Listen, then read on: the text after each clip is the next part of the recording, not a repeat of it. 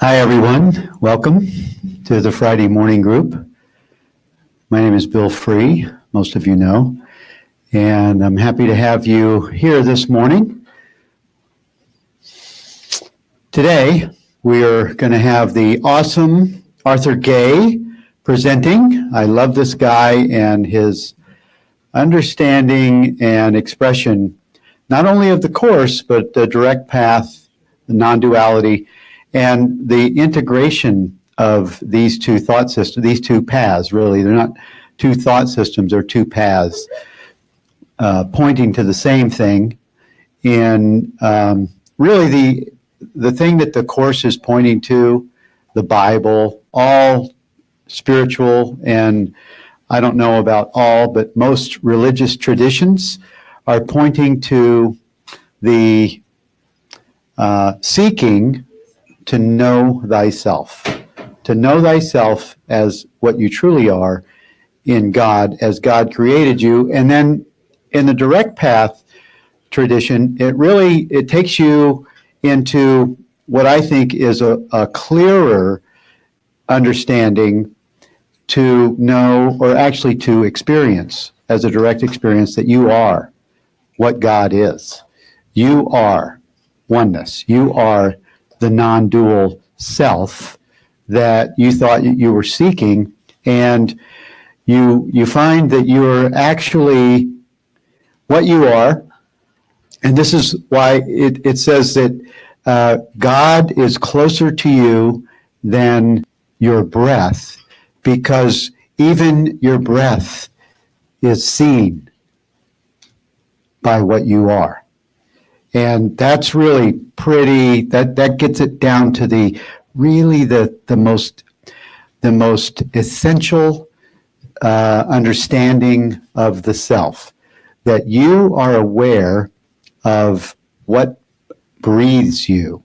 You're aware of the breath, you're aware of awareness, and that is as close as we come in time to understanding and a direct experience of what God is. And God is a religious name for what we call, what's really the infinite, the all-encompassing, the presence, the love, and the source, creator, all of those things. But as soon as you start to use words like God, creator, source, you've somehow even given a subtle identity to something separate from you. So it's really when you can bring it to the place of being aware, and just hold that space.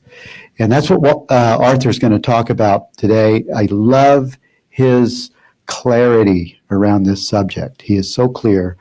And I know that you guys are going to love it too. Welcome, love streamers. We're happy to have you here today. And I got that from Bonnie. I'm gonna give you guys just 3 quick announcements, and then we're gonna have our thought for the day with Nancy Fitzgerald. She's on the docket, I think, on the rotation in March. In March, she's going to be a presenter for us. We have our presenter rotation filled to the end of March. So each week you get someone different, someone new, a different expression of God's infinite love and God's infinite being that shows up right here on Friday morning for us all. And this is brand new for me. It's not new for Lisa Natoli. And if you're watching, I love you like crazy, babe. And have fun with your mom. She's going to her mom's today, and she's going to spend the night at her mom's place. And thankfully, there's not a snowstorm coming where she won't be back for a few days. She'll be back. She'll be back tomorrow.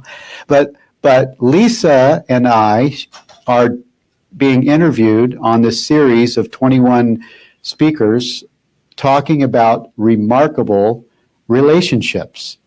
And she's the first speaker. And I'm looking at that going, really? But it's true, we do have a remarkable relationship. We do have a remarkable relationship. And you will hear from our interviews how it became remarkable, because at first it was like first love. It was like the honeymoon stage, and love is blind. And the reason love is blind is because what brings those two together is unconditional.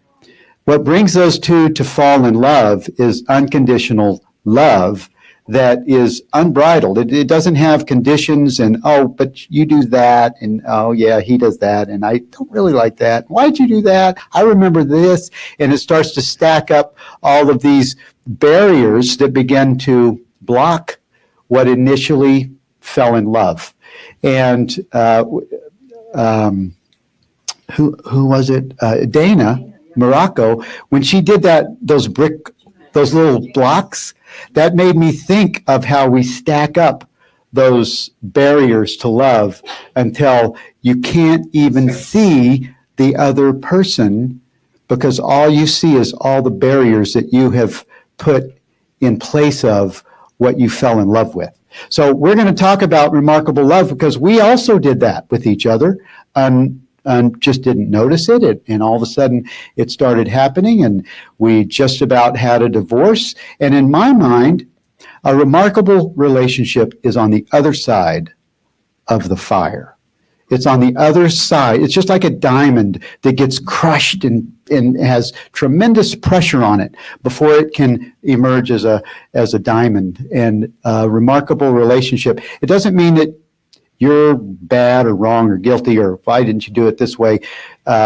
It's just, this is just seems like the way it is. A remarkable relationship is based on a transformation where a special relationship is transformed into a holy relationship. And that's really it. And it's not just couples. It's not just, it's in any kind of relationship with others. And it's also in your relationship with objective experience, which is what Arthur's going to talk about today. That's also a special relationship that becomes, I feel, it becomes a holy relationship, what Arthur's going to talk about today.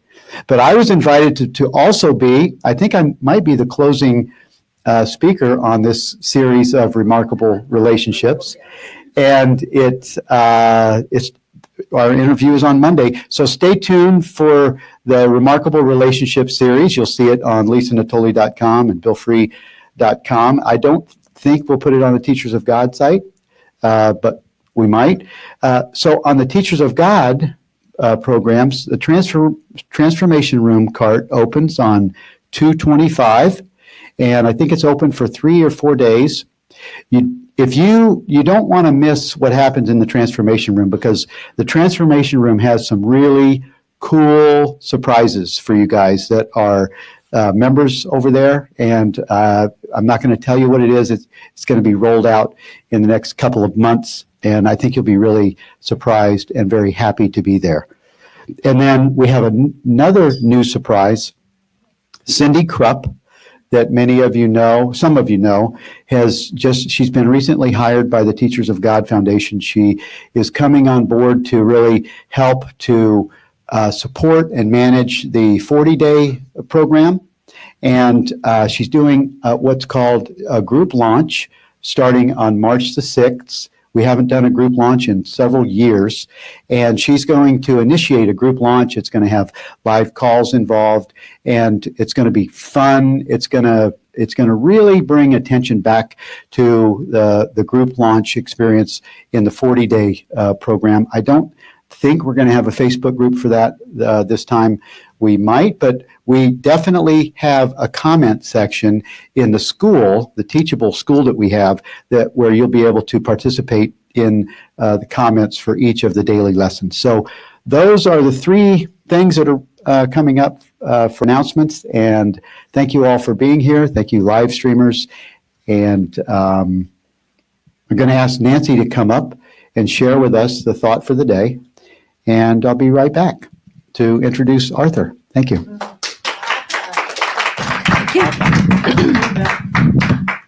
Good morning.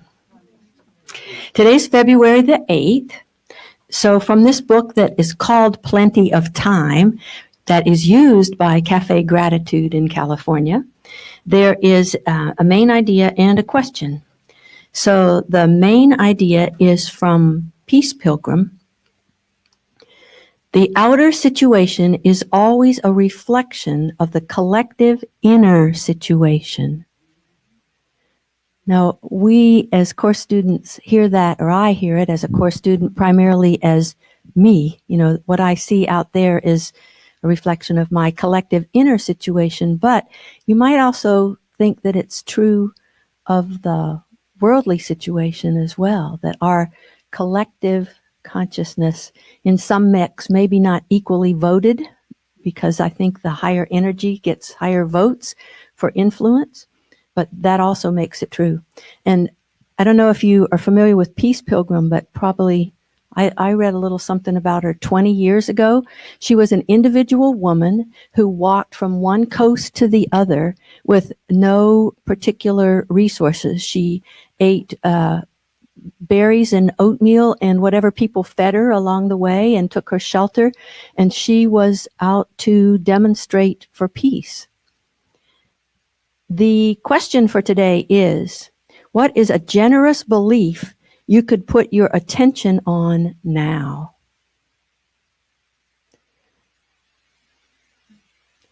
When I let that mull, a couple more things came after the first one, but the first one was a quote that popped up by Rumi on the, Facebook, I think, not too long ago. Everything is rigged in your favor. And so it's the idea that even though my earthly ego brain might look at something and say, darn, that's bad, really I can back off and say, nothing's good or bad. That just happened. And for all I know, it's releasing something that needs to be released. It's something somebody else needs instead of me. And my job is just to kind of be the observer up high and look down at this crazy person and think, isn't that silly? Look what's going on now. So thank you. Nice. That was so well expressed. Thank you. Yeah, that was, I like the way you put that, Nancy. I like the way that sounded and felt when you said, well, this isn't for me, this is for someone else. And I'm just observing it. This is for someone else. So if it's not good or bad, and that's where we release ourselves and embrace and allow the flow because it's rigged in our favor. Who else has heard about Peace Pilgrim in here? Peace Pilgrim? She walked over 100,000 miles. She walked for like 15 or 20 years. And she gave up her corporate life. She was married and she said, I'm not that. And she didn't even go by her name anymore. You have to search to find her name. She went by Peace Pilgrim and she was an ambassador. She was so filled with this love for God and peace. She just got like a lightning bolt experience where she only wanted to trust and share this peace download that she was given, and she inspired many people. She still has a remnant of followers and volunteers that support her mission and support her pilgrimage by sending her pamphlets out to you, and I think you're free. Somebody finances it, and her legacy is still in operation today. So I love hearing about Peace Pilgrim. She was one of the first people I heard about after I found the course. I heard about this one name, and she didn't know about the course, but she was before the course. Quite a legacy that she left behind. Well, before we bring another legacy, that's legacy to be, Arthur Gay, up, let's everyone please rise and have a greeting, and live streamers, we'll be right back. I love you. Namaste.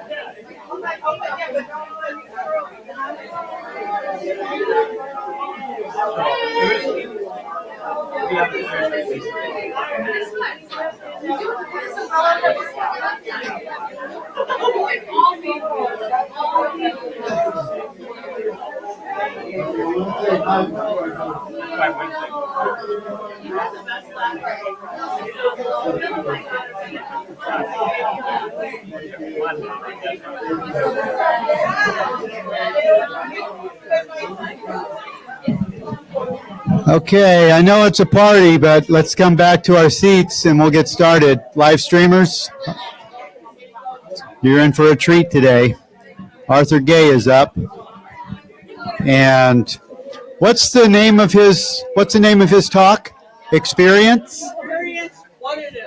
Experience and what it is. This is a very important topic. Is it still too loud? Test 1, 2. Is it still too loud? How's that? Is that better? Is that a little bit better? Maybe I have it too close to my mouth. I'll put it down a little bit. Yeah, I'm raising my voice. And, all right. So let's have a seat, everyone. And this guy, he is, I don't know when was the last time Arthur presented. It was before your knee surgery, right? So it's been a while since Arthur's been here.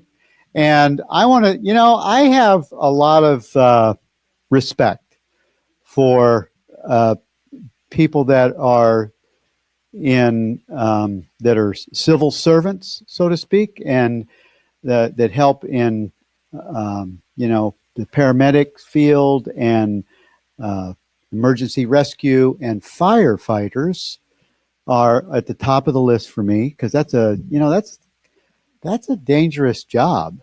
And this guy is a previous firefighter, and I love that about Arthur. He's retired from that career, and his new career is oneness. His new career is godness. His new career is sharing and being the truth of what we are, and you're going to hear it from the core of his being today. I know that's where he lives, and he shares from there. And just stay with that, and notice that you have it also. Notice that you have it also. You do. Bonnie has it. She knows she has it. Everyone, please give a warm welcome to Arthur Gay. Arthur Gay. Thanks, Phil. I love you, buddy. I love you too. Hi, my name's Arthur. I haven't been here for a while. I haven't presented for a while.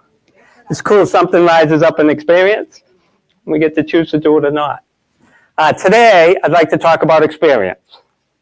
I'm going to talk about 2 points of view.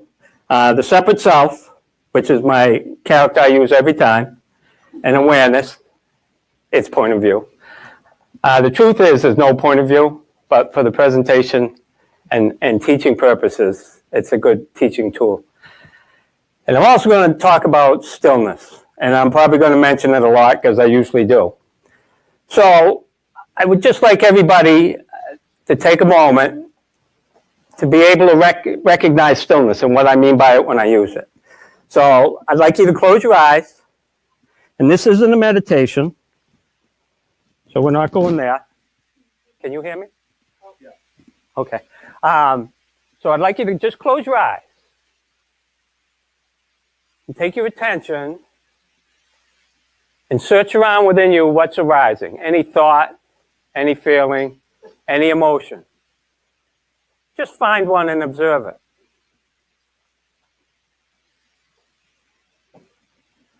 Once you've found whatever's rising up within you that you choose to take a look at, I want you to take your attention and drift off that thought, feeling, or emotion and just witness the empty space that it rises within, that it's suspended in or surrounded by. This empty space is stillness. And when I use the term stillness, this is what I'm talking about today. Now, whenever you want, you can open your eyes. And if you choose to, you can stay in this stillness or not, your choice. Okay? So, we're going to start with the separate self's point of view. Today, we're going to call the separate self Arthur, because it's easy for Arthur to remember Arthur. So, from Arthur's point of view, let's take today, right now, as an example of the separate self Arthur's experience. So, he woke up this morning, and he seemed to wake up into an experience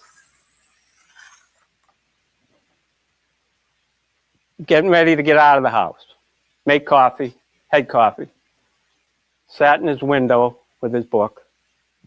And he had a desire for this experience to go smoothly and get out of the house on time. Okay? Then he seemed to have an experience of driving from Plymouth, Mass. Up to Amesbury, Mass. And he had the desire that it would be a nice smooth ride, an hour and 15 minutes, no bumper-to-bumper traffic, through the city of Boston. That's a cool desire, right? Now he seems to be having this experience of presenting in this beautiful group up in Amesbury. I want to get out of the way so people can see. And he has a desire for the presentation to go smoothly, be understandable, maybe turn the light on for one person to take a look at themselves. Okay? So then, when this is over, he's going to have an experience of driving from Amesbury back to Plymouth. And he has a desire, or expectation, which is the same thing, that it's not bumper-to-bumper traffic, and it's not snowing, and it doesn't take 3 hours. Possibly there's a little desire in between, maybe lunch here or lunch here. Let's say there's no lunch. He's had 4 separate desires already today. This takes him to 2 p.m. Every experience has an attachment to it. A desire, a want, an expectation. What's the chance of Arthur having a good day? Really good. Maybe. Maybe. This experience was wicked pisser. Wicked pisser. Just so they know we're from Boston. This experience was so-so. This experience is still up in the air. Right? Of course, it's presence. It's the only experience we're really having is right now. And this experience could friggin' suck. Or it might be great. So, for Arthur, the separate self, to have a good day, how many of these gotta go his way? Or unless you readjust somewhere in the line. Okay? No, we're good. We're good. So, the separate self seems to have multiple experiences all the time. As you can tell, I'm not an artist. This outside circle is eternal awareness. The religious name for awareness is God. This inside circle is experience, which appears always within awareness, within God. And this guy, Arthur, who thinks he's separate and thinks he appears within experience. Awareness only sees experience, sees no separateness. Its point of view of experience is seamless.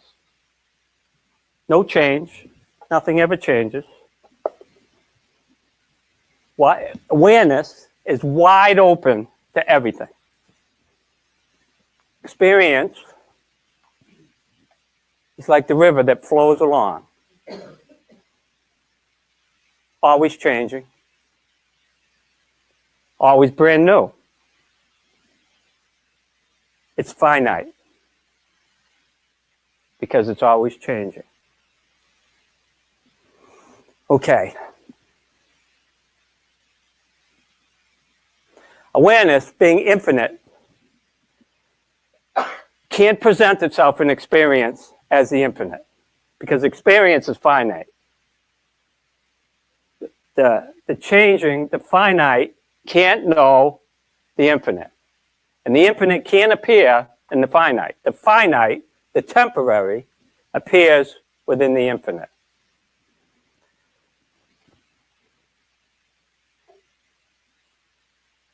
We're having experience. Experience is all we have. All I know is experience. Have you ever experienced something outside of experience?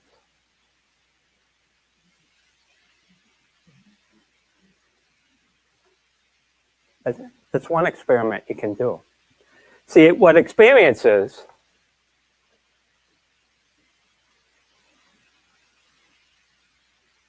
the shower of all reality. Experience shows us what reality is.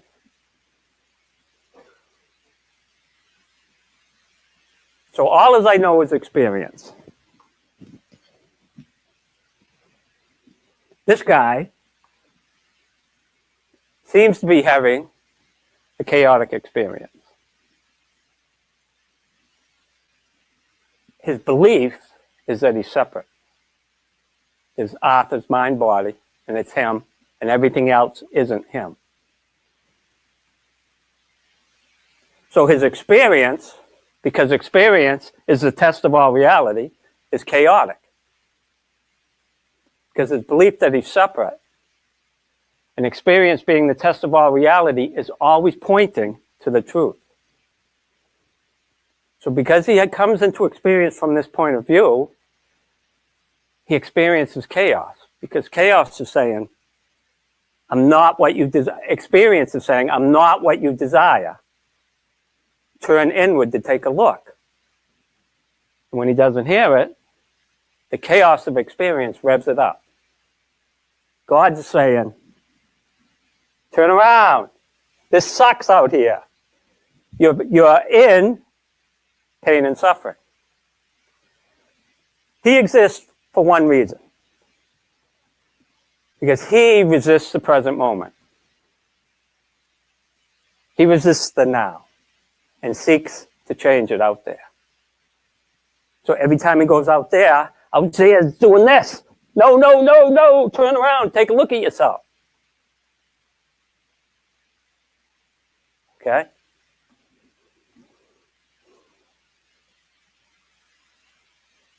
So how does awareness present itself in experience? Because the infinite doesn't even know the finite, doesn't exist for awareness.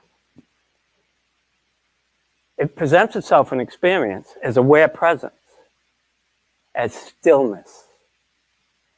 Stillness, for most of us, starts out as the background of all experience. It's available to all of us, all the time, throughout all experience. So I look out, I see all these people, chairs, floor, ceiling, parking lot, camera. I see all these objects of experience. Now, I take my attention off the objects, and I just see the space they appear in, the empty space. This empty space is the stillness that awareness appears here as. This stillness is who we are. This stillness is God's expression. Everything in experience is an imprint of God. It's awareness's imprint. It is awareness.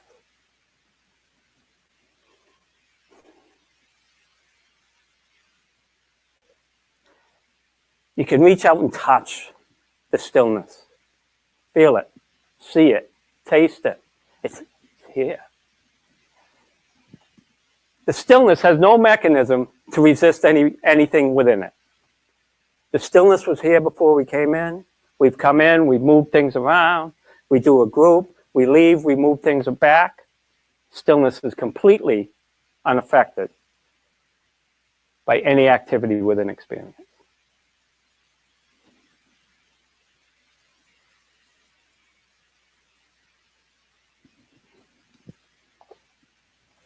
When we come from awareness's point of view into experience, which is the stillness. There's no awareness or God out there screaming, turn within. Because the stillness is within. The stillness is who we are. The stillness is all there is. The stillness is God. It's right up against us. It's so close.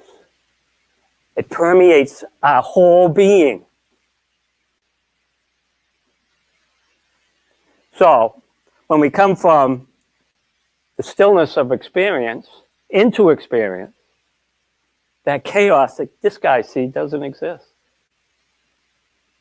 We just see experience. We just experience experience.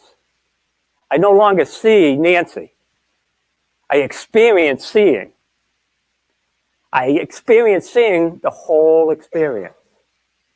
It's like when we look at a painting. We don't see this little brushstroke here. We see the whole painting. We experience seeing. When I hear a sound, I no longer hear a separate sound. I experience hearing. This is living meditation. This is who you are.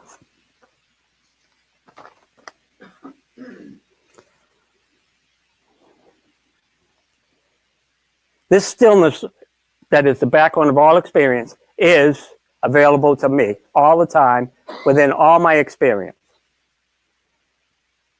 Okay, but society has taught me this.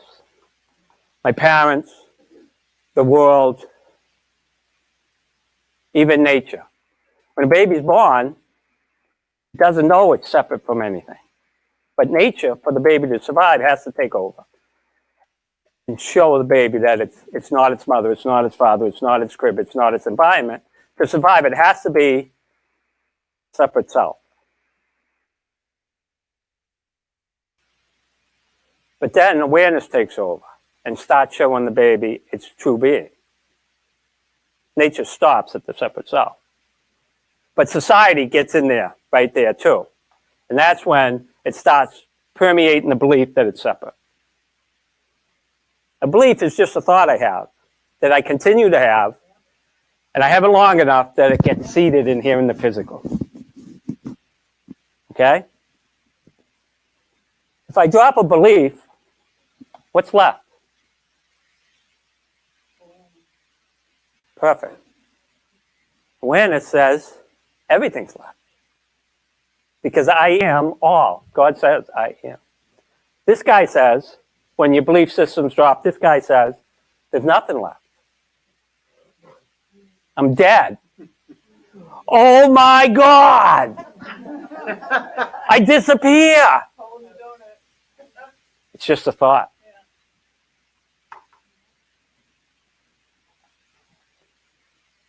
All there is to experience is this present moment. All experience is experienced right now.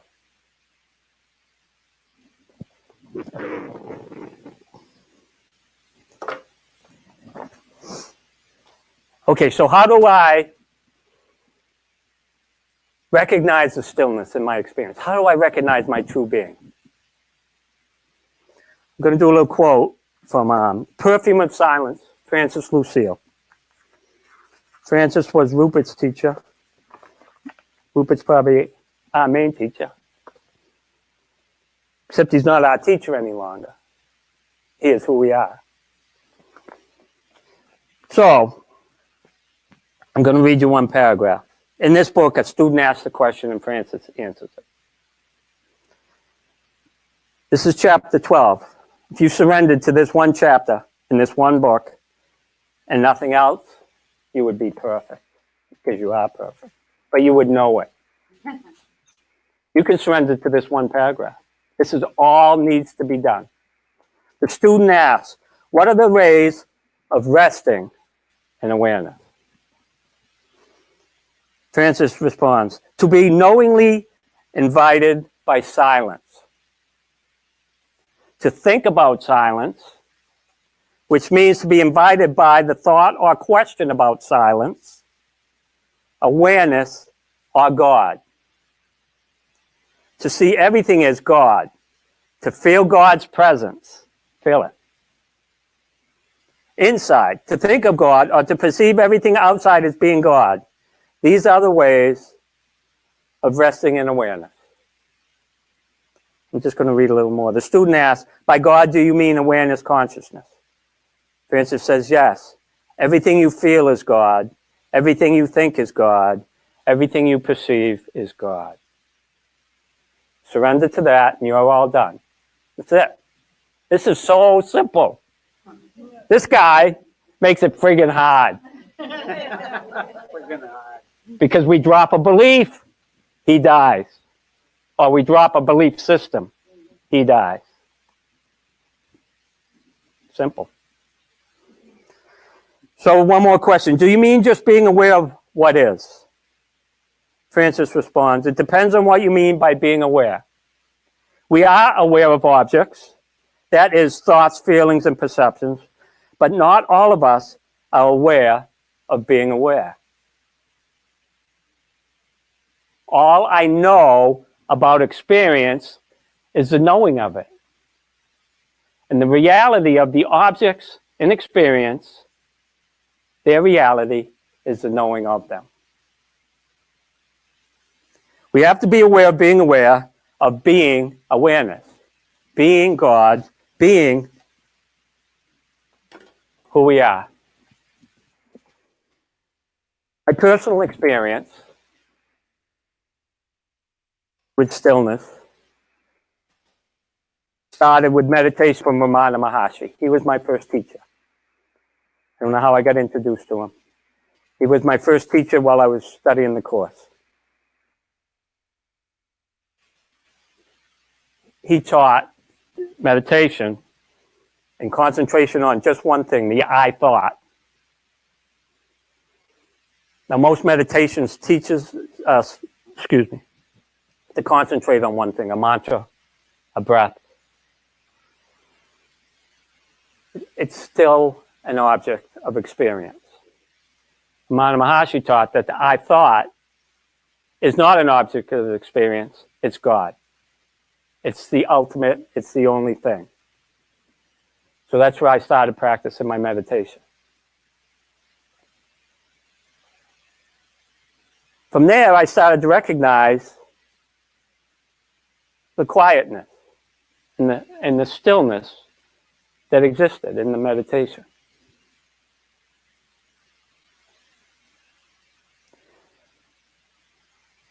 Then Rupert showed me, or taught me, and I took his faith until I took it into experience to see if it was true, that in meditation, I could allow whatever wanted to rise up. Any thought, any feeling, any perception, any emotion, and just witness it from the quiet space it rises up in. This is called abiding in the self, resting in the stillness, resting in God. Then I just opened my eyes. And I could stay or witness the stillness while being up.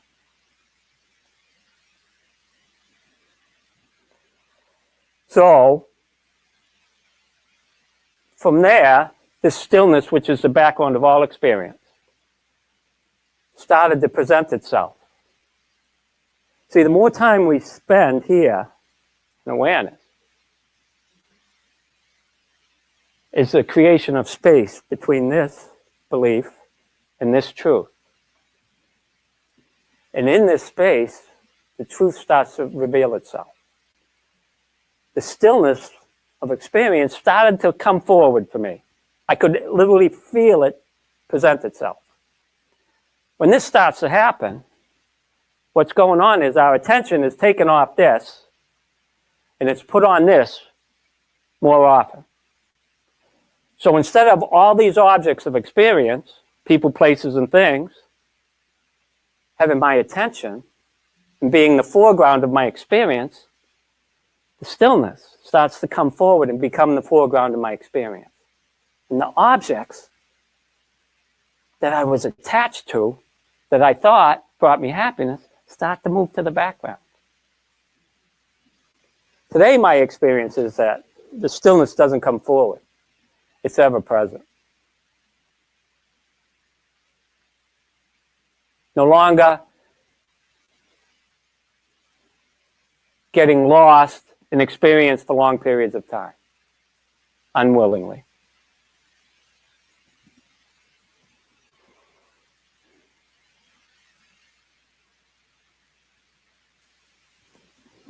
Let me go over this drawing for a moment. Remember, if you have a religious background, you can substitute God anywhere you'd like for awareness, consciousness, presence, stillness. Awareness is eternal. It's like the sun. The sun can't illuminate itself because it's illumination. So to see itself and experience itself It shines itself on an object, the moon, to see itself.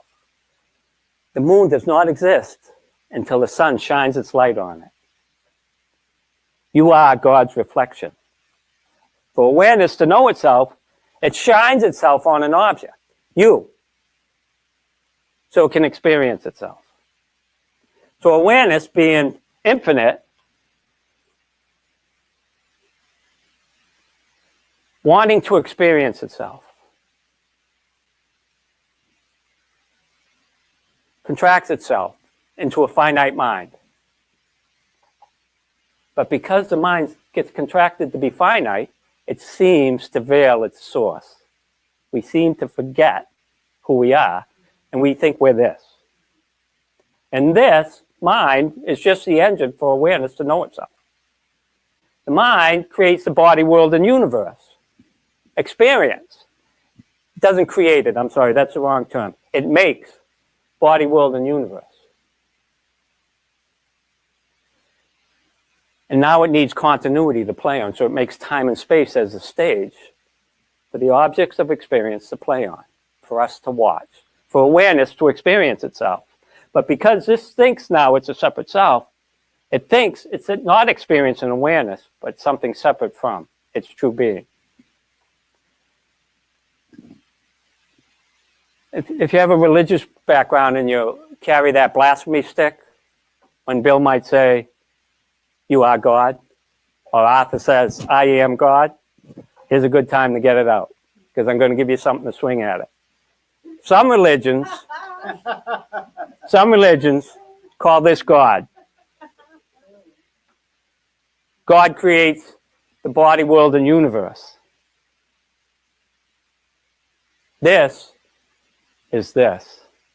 This is God. In God, in eternity, there's nothing to create. If there was something to create, it wouldn't be God. It wouldn't be eternal. It would be experience.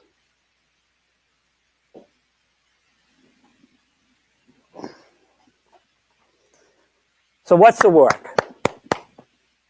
What's the practical part of this? Let me tell you a story first. Lisa and I went to the dermatologist last week. We had morning appointments. I had a 7:20. She had a 7:40. So just as she went in just before I came out. I came out. The place is empty because it's so early. And I sit down and there's one guy on the other side of the room. As soon as I sit down, he gets up and he comes and sits one seat away from me. And he starts telling me his story. Now I'm not sure where he was at, but it sounded like he was telling me about this guy, the separate self. He was 79, just retired, lived in Canton. What happened on the snowstorm? Who owned the business he worked for? They were like famous or something. And I'm just listening. What a joy. It was beautiful. And then, out of nowhere, he says, "I don't feel 79. Do I look 79? And he didn't. He said, "Nothing's changed. I don't feel any different." This awareness, his awareness, which is our awareness, came out and said, "Look at me. I'm right here." I couldn't take the smile off my face. Now, I don't know if he was trying to teach me to show me awareness was present in all experience, or awareness was just coming out.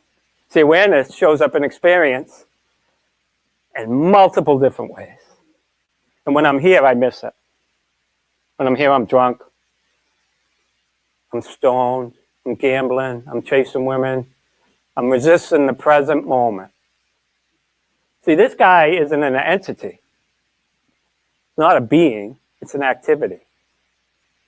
The separate self is the activity of resisting the present moment and seeking to change it. I have one desire. That's to be desireless.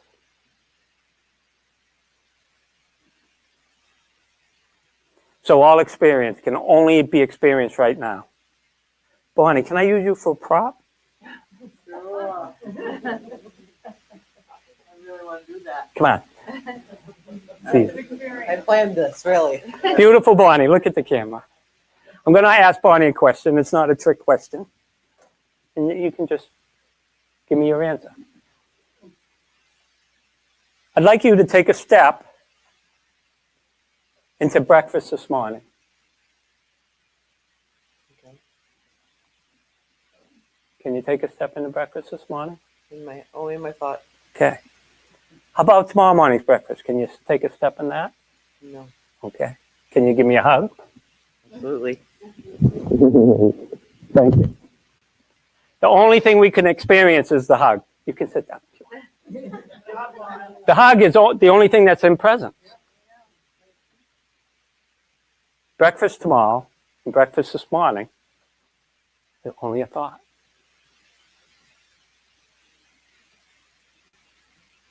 How about that Richard Nixon presidency? What do you think about it? Were any of you thinking about it? I bet you are now. It's just a thought that came out verbal, and you shared it. Presence. I stop resisting presence. There's only one way to do that. I start recognizing the stillness that is the background of all experience. Enlightenment, which is a term I don't like to use, but I'll use it, is when I've dropped the belief that I'm this guy, Arthur, the separate self. That's it.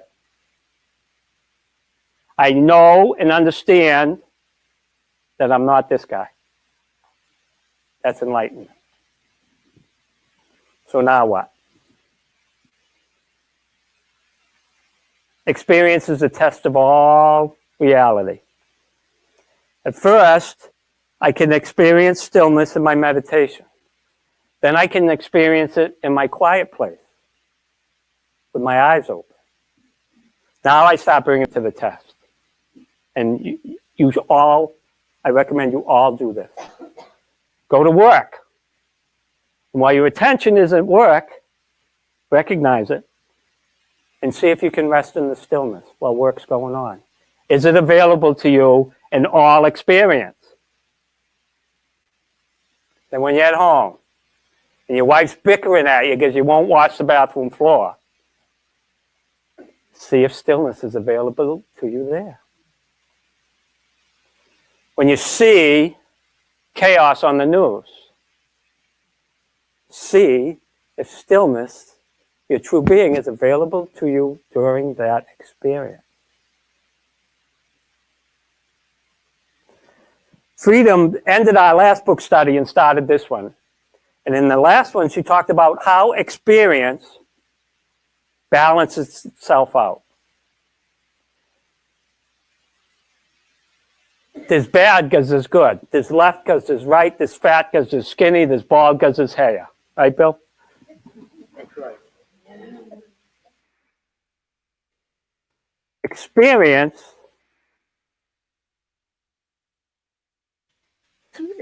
is like this. If you took all the wealth in the world from everybody and divided it out evenly, over a certain period of time, it would be exactly back to where it was when you took it. That's how experience is. Experience never changes. How we view it changes. How it affects us changes. See, when we come from here, nothing out here affects us. The mind, body, and world is just an experience. Birth and death are the same experience as having a watermelon sherbet ice cream on a summer night. It's just experience. But this guy says, no. Death's important. It's just experience. Body and mind are a tool that awareness uses to experience experience. That's it.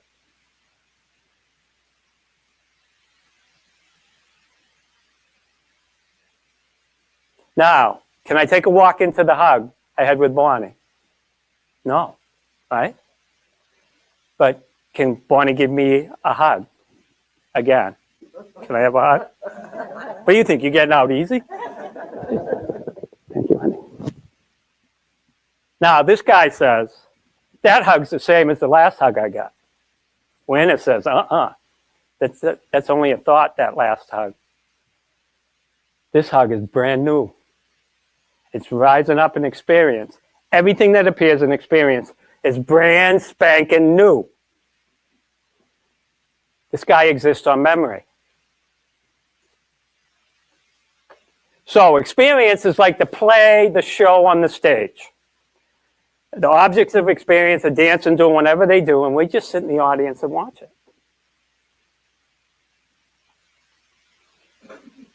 But when I find myself on the stage, unwillingly taking a part in the play, I recognize it, and I just go back and sit in the audience, unaffected by the play.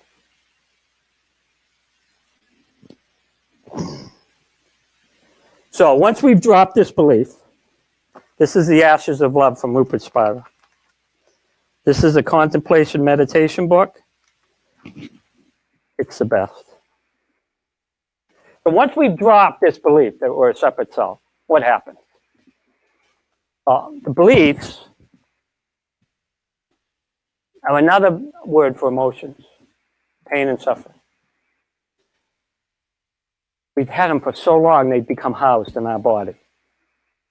But what we're doing now is we're recognizing the stillness of our experience, and from there, we're drifting back into awareness, into God, more and more. This is all we do. This is our practice. So we dropped the belief of this guy. There's two words in here I want to exaggerate, and I'll let you know. The first one is all. All thoughts that revolve around an imaginary inside self leave an echo or imprint in the body.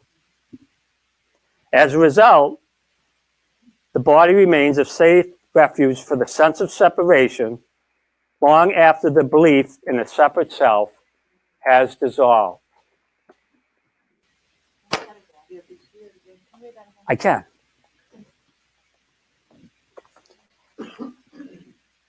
I want to let it sink in for a second.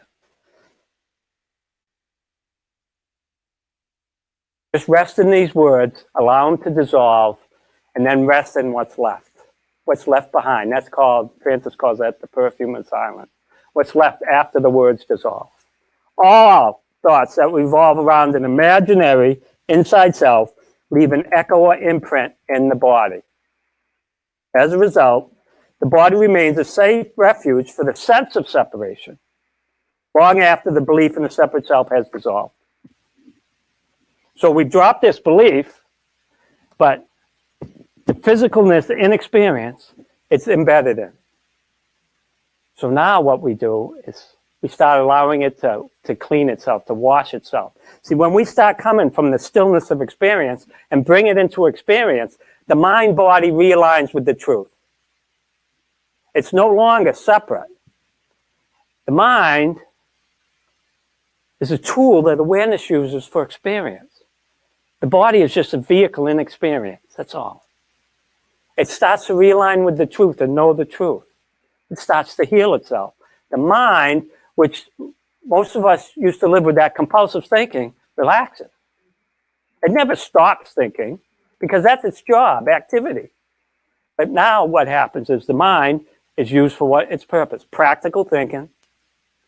I don't put my hand on the burner because it's hot. And higher thinking, what Francis talked about, abiding in the self, God. Hear the call. When presence is present, be present with it. It is who you are. Let it permeate your whole experience. So now, this is the work, and this is the easiest thing we can do. Awareness is wide open to all experience. It doesn't need a defense against it because it's unaffected by it. All experience appears in awareness, rises up in awareness, and is made of awareness. All there is awareness. So a thought pops up. I'll give you an example. This guy was called a sober alcoholic. He was a binge drinker, would stay sober for years at a time. But he'd have this thought that he would attach to that got to the point where he'd pick up a drink. That's all it was a thought, a choice on a thought. So that thought appeared around the holidays, out of the blue. And the truth is, we don't make up our thoughts. They're not ours, but that's another whole topic. And this guy, the residue of this guy that's still in here or was still in here, attached to it. And presence recognized it and allowed it to happen. And I sat with it. And it's, for me, I feel them in my chest as a heaviness. And it lasted all night. Now, this guy would have picked up a drink and gone on the drinking bit. But stillness just allowed it and welcomed it. Was willing to live with it forever. Eventually, it dissolved because it was only a feeling. They're all temporary. So the fun part was a few days later, I went looking for trouble. I tried to bring it back. I couldn't. I could bring the thought. I couldn't bring the feeling and the emotion that went with the thought. I couldn't attach to it. It did no harm to me. And I did it multiple times over multiple days. I was just experimenting. That's what we do. We experiment with what we're taught to see if it's our truth. For most of us, the washing out of this residue, it's slow over time. Some people have had instantaneous. Byron Katie, Lana Maharshi, Jesus. Yeah? But all of them, I don't know about Eckhart Tolle. I think they all had. But this, I don't know about Eckhart for this next statement. I know Byron Katie spent 30 or 40 days. She said she went in the desert to allow all the residue to work itself out. Jesus, how long did Jesus spend in the desert? 40 days. Allowing the residue of this. What happens is as the residue starts to clear, we get deeper and deeper into the stillness of experience. And from there, we go into pure awareness. So this is the practice. Allow and welcome whatever it is that wants to show up. And if you resist it, allow the resistance. Because eventually, the allowing breaks the attachment to the thought or resistance and brings us back and lets stillness permeate and dissolve it. It dissolves back into itself, which is love. This is a continuous practice. This is all we need to do. Continually spend our attention here, spend our time here.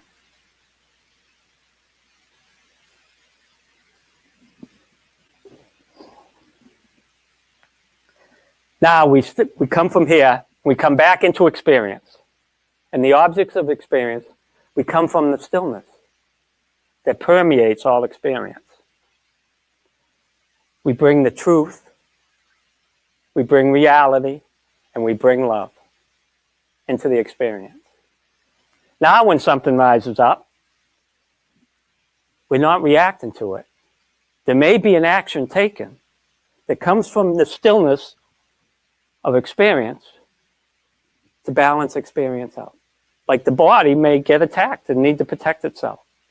That's just nature. That's okay. But when it's done, it's done. There's no residue left behind. We just go back to being the observer, to resting in that stillness. This is all the work we need to do.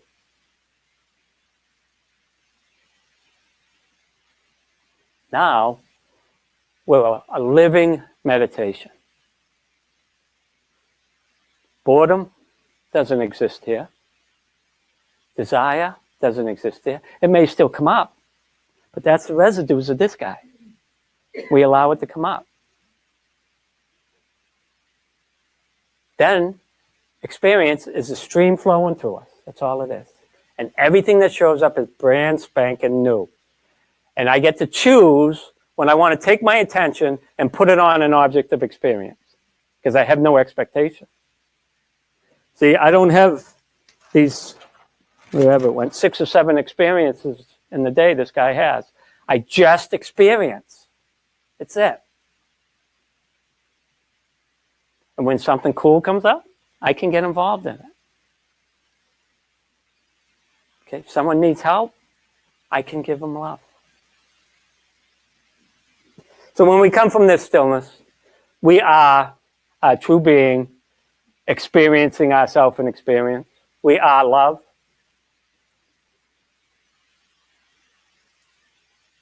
A test for us is when something rises up, am I willing to live with this forever? When I can truthfully say yes, not much of this guy left, if anything. Now I am just love. See, love isn't, I don't love Bill a lot, and Bonnie a little bit, and Nancy none. That's not love. That's this guy. Love just is. Awareness just is. God just is. All we're doing is being. We're just being. We have no desire. I had a heart rock, and a friend said, throw it back in the ocean and your wish will come true. I don't have any wishes. So I got to keep the rock. And I got another heart rock today from Bonnie. And it's going right next to the other one.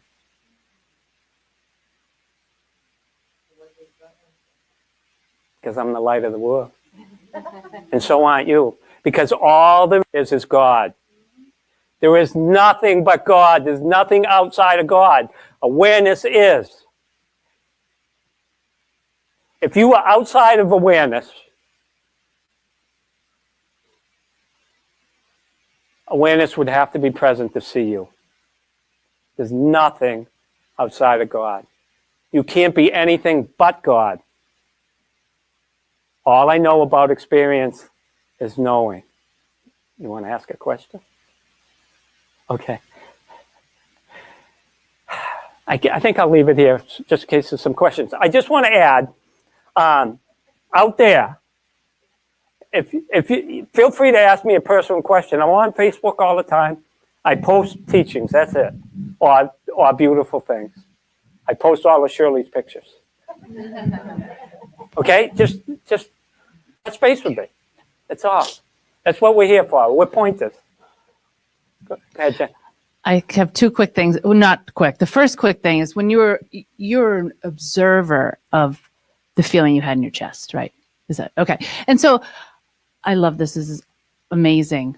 My question is, when I am hearing everything you say, I want to apply it to what we perceive as difficult things here, right? Okay. So what if you have a complete joy, right? So what if we reversed everything to like what we perceive as totally joyful, the best day ever? Okay. Who judges things as difficult? Our separate self. When you have complete joy, you will experience your true self. So is that So when you synonymous buy a with new stillness? car and you feel happy, Yeah. that's your true self. But see, you're feeling it because the desire for something other than you has been relieved. See, desire is an irritation. This guy says it's because I got a new car. You're feeling the happiness because the irritation, the desire has been relieved. But it's going to come back because it's been relieved by a temporary experience. So you're feeling the joy, but you can still observe it in stillness. Live in it. Love it. Live in it. Stay there as long as you Stay can. That's who you are. Nothing can harm that. Okay, so But you need to believe and then experiment with that it's not something outside of you that's bringing you that joy. See, we resist the present moment and then we seek to change it outside of ourselves. And we get temporary relief of the resistance. right. So if you're in joy from the new car, then that No, feels, just enjoy it. And then when you get in the new car, kick ass with it. okay. But it's not the new car that's your joy. Your joy is who you are. Now you bring that joy out to the new car and have fun with it. The car doesn't bring you the joy you already are in. Okay. But we've been taught we're not. So we need to do something to unteach it. And that's what I'm talking about today. Okay. Thank you. We rest in the stillness. Thank you. There's a question on the board I want to give to Arthur from Monica. She said, I thought it was a pretty good question too. How do we stop our minds from fear and worry in the moment?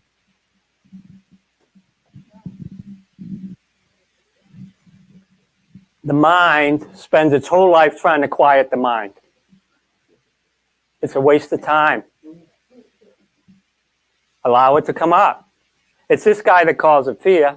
In truth, it's just energy. Stop trying to deal with it, because that's a resistance. When you recognize the resistance, allow that. When you resist the resistance, allow that. That chain gets broken. It gets broken by the truth. Did I answer a whole question? I thought you did. Okay. Thank you. Yeah, we have another question over here and then over there. Well, that was awesome. Thank you so much. And I love that whole thing, because I listen to a lot of Abraham too, and if I'm feeling satisfied and I'm feeling primarily happy, not jump for joy happy, I'm in my awareness, like you were telling her. And then experiences, I can bring that to my experiences. If I'm feeling anything else, my awareness is, I'm nowhere near my source. I'm in that place of what you said, that thing right here, because my source doesn't see that. My source isn't going to come to me and say, yeah, I know your story. Let's deal with that. Let's get you in there. I have to let the feeling come up, feel the feeling. I like how Ram Dass actually says he walks up to the feeling and says, there you are, love you. Here we go. And now I'm going to go back to my source.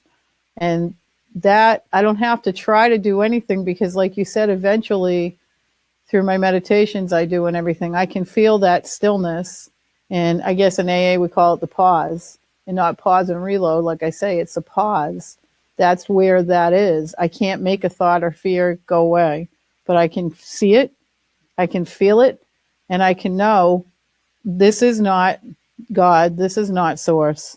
This is what I call my ego side, my fearful side, my whatever side. I don't know, I don't even want to name it that, but we will for the sake of naming something. This is just something that's in me. This has nothing to do with source, because source doesn't see that I'm experiencing here. And so Can I stop you for a second? yeah. Laura? That's to me, right? Is that what we were talking about? Everything is source. Source never leaves. All Right, there is absolutely. source. Okay. But it's this guy who says this is something different from source. Yes. That's resistance. We just allow it. And that's all we do here is welcome. Allow. Come on in. I love you. Bombard me. The quicker the better. Right. That's why I like the Ram Dass thing. There. I'm not familiar with Ram Dass. Oh. So there's a one-line quote in Ashes of Love.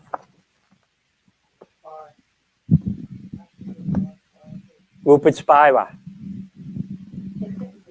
It says, if we leave thoughts and feelings alone, they leave us alone. Thoughts and feelings. We don't have a container of mind with 1,000,000 thoughts in it. Our mind is just the current thought we're having. Just allow it to be right here. Let it sit here forever. Thoughts and feelings. They have no effect on us. Just pat them when they come around. Say, I love you. It's like a dog. We have time for another question. John has a question. I was more, if we apply the awareness to like today's lesson, it says, my holiness is my salvation from this, and that you just change it to my awareness is my salvation to this. Exactly. Yeah. Perfect. It's just words. Yeah. We're using words to describe the undescribable. So use what resonates with you. It all takes us to the same place. What I'm finding for myself, and I reread the Purple Book last year, and I recorded all the workbook lessons in audio. And this year, I'm going through, and I'm it's like it's not I'm doing it, it's like it's happening. I'm crossing through words and putting my experience. Like I rest in God, I rest in awareness of presence. And it's not just there. I mean, it's anywhere in the text, anywhere in the workbook lessons. It's becoming such a direct experience of the knowing of experience that it's almost like interpreting, rewriting those words so that they fit this new understanding, embodiment. Perfect. And it's actually, I feel that it's the embodiment of what the Course is pointing to, and that's why it's starting to change the language of it. Yeah. Remember, all teachers and teachings, once we are our true being, they don't even exist any longer. We are now living meditation. We're living the truth. Once we take what we're taught or we hear, we take it as faith, and then we take it into our experience to see if it's our truth. We no longer need the teachings. Now we get called to our readings. We just love them. We read a one line. If I leave thoughts and feelings alone, they leave us alone. And the words dissolve, and we rest in what is left behind, the perfume of silence. The words bring us to that perfect spot where we've never left. We have never left.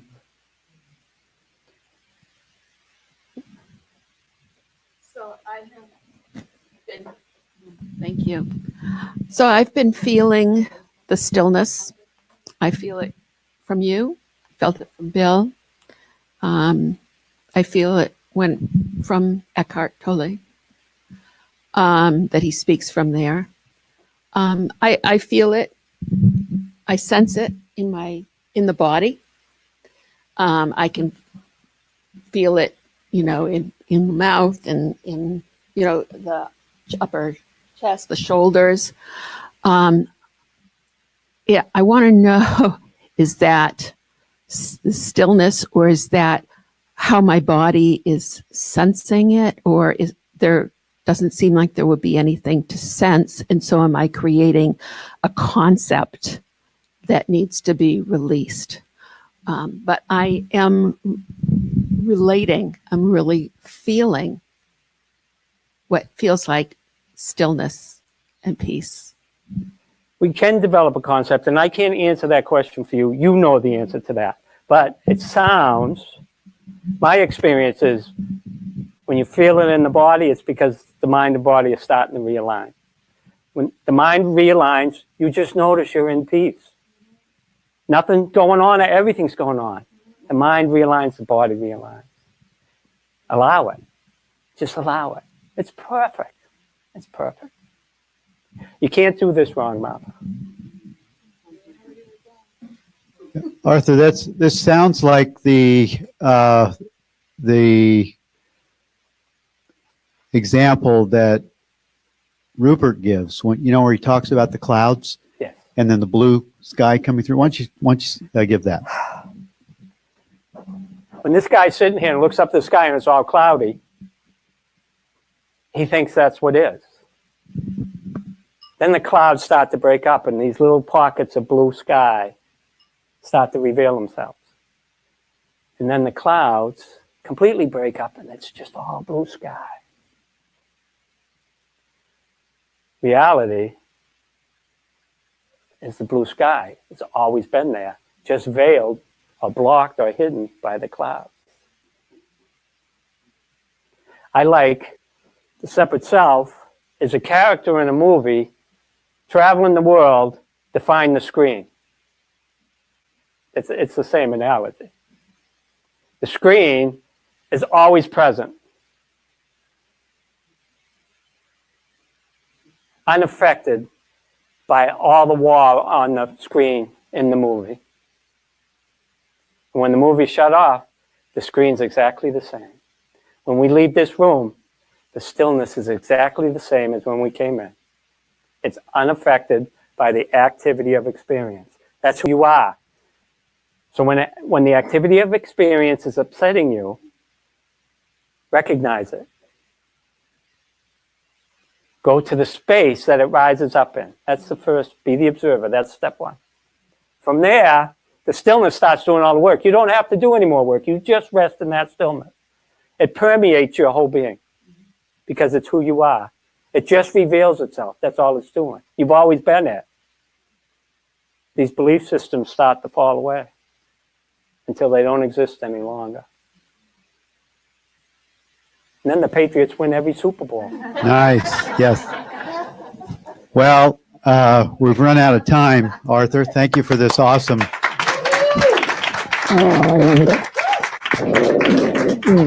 Thank you. Wow. You really have a gift, Arthur, of sharing from this place.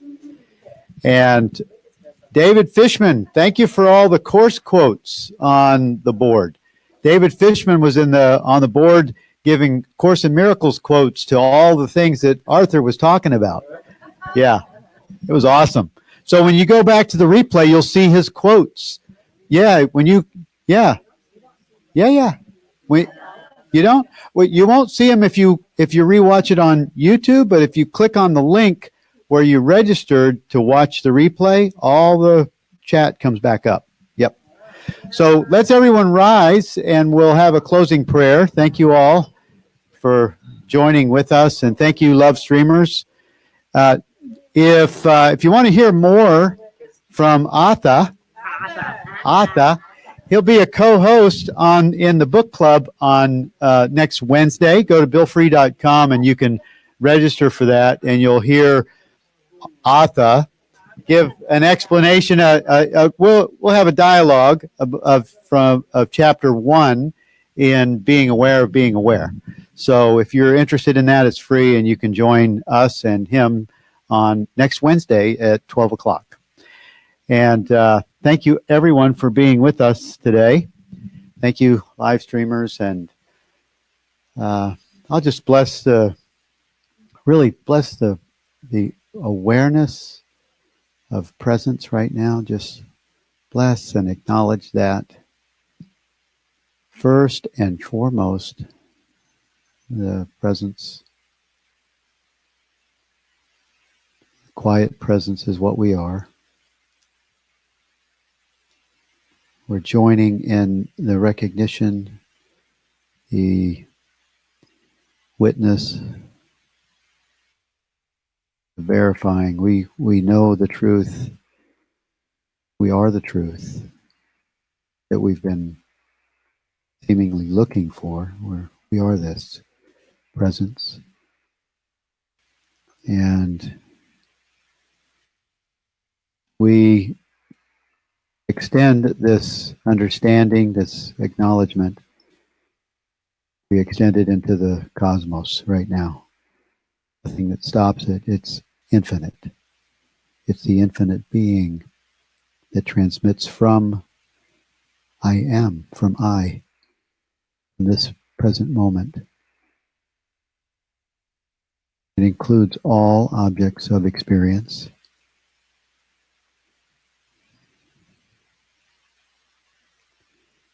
So good. And we'll speak the words of gratitude, divine love, as me, blesses and multiplies all that I am, all that I have, all that I give, and all that I receive. And we acknowledge the blessings of presence. We acknowledge the blessings of God, awareness, beingness, and oh my, it's so good. Thank you. Amen. Bye, everyone. We'll see you next week. Have a great weekend. Bye-bye.